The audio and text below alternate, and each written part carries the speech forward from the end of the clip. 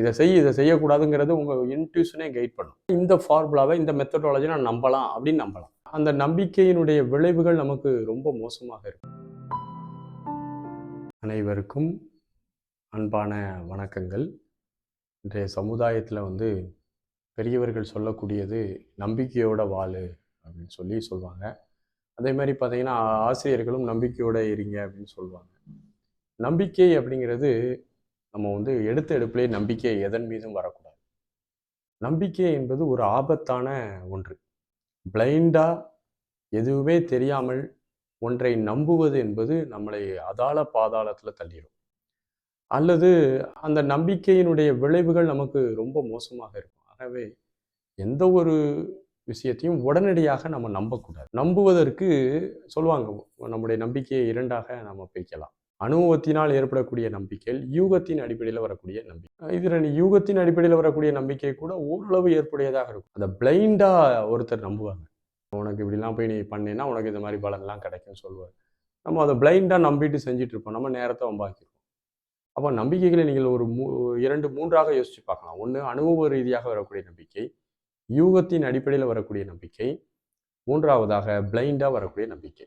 இந்த பிளைண்டாக வரக்கூடிய நம்பிக்கையில் தான் இன்னைக்கு 80% மக்கள் அதில் தான் நம்ம எல்லாருமே இருக்கிறோம். முன்னோர்கள் சொன்னாங்க அப்படிங்கிறதுக்காகவும், பெரும்பான்மையான மக்கள் பின்பற்றுகிறார்கள் என்பதற்காகவும், பெரிய பெரிய ஆதிக்க வர்க்கங்கள், அரசன் முதலிய ஆதிக்க வர்க்கங்கள் பின்பற்றுகிறது என்பதற்காகவும், ஃபெமிலியரான ஆட்கள் பின்பற்றுறாங்கிறதுக்காக ஒன்றை ஃபாலோ பண்ணணும்னு அவசியம். அது பிளைண்ட். அவங்களுக்கு அதில் அனுபவம் இருக்கான்லாம் தெரியாது, ஆனால் நம்புவாங்க.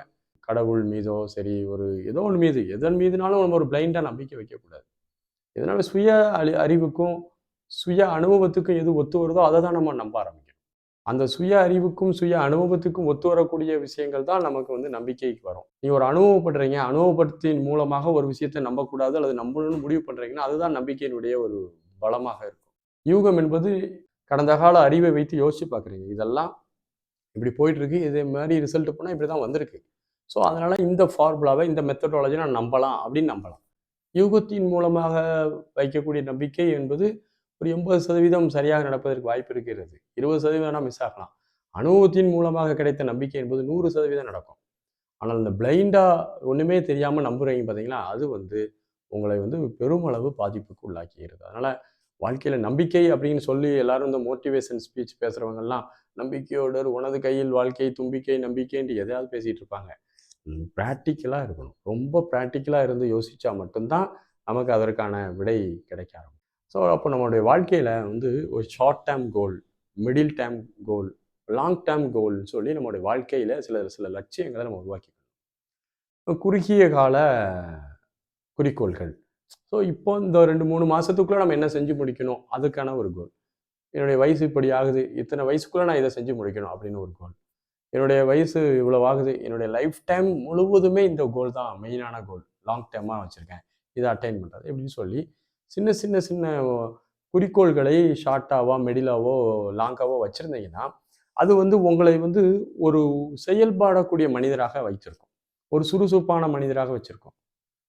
எங்கே போகிறோன்னே தெரியாமல் வாழ்க்கையில் போயிட்டு இருக்கிறத விட இதை செய்யணும் இதை செய்யக்கூடாது அப்படிங்கிற ஒரு தெளிவான சிந்தனையில் நம்ம பயணிக்கும் போது அந்த ஒரு கோல் நமக்கு கரெக்டாக இருக்கும், நமக்கு செயல்பட வைக்கும். இல்லைன்னா நம்ம வாழ்க்கை ஒரு விரக்தியாக போயிடும், அல்லது தப்பான ஒரு பாதையில் போய் சோம்பேறியா கற்பனையான ஒரு கற்பனை மனிதராக மாற ஆரம்பிச்சிடும்.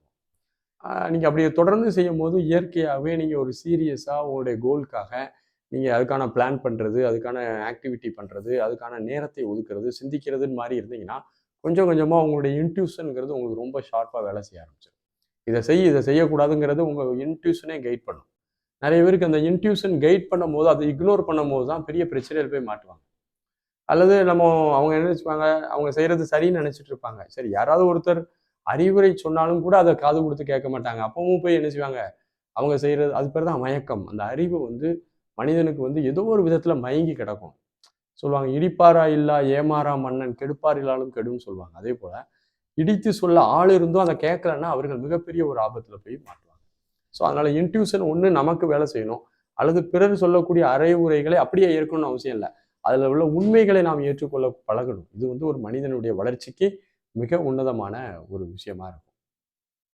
அதே மாதிரி பார்த்தீங்கன்னா உங்களுக்கு சின்ன சின்ன வாய்ப்புகள் தான் வாழ்க்கையில் கிடைக்கும். அந்த வாய்ப்புகள் நீங்கள் ஒரு சின்ன வாய்ப்பு தானே, நான் எவ்வளோ பெரிய ஆள், இதை போய் நான் செய்வேனா அப்படின்னு நினைக்கக்கூடாது.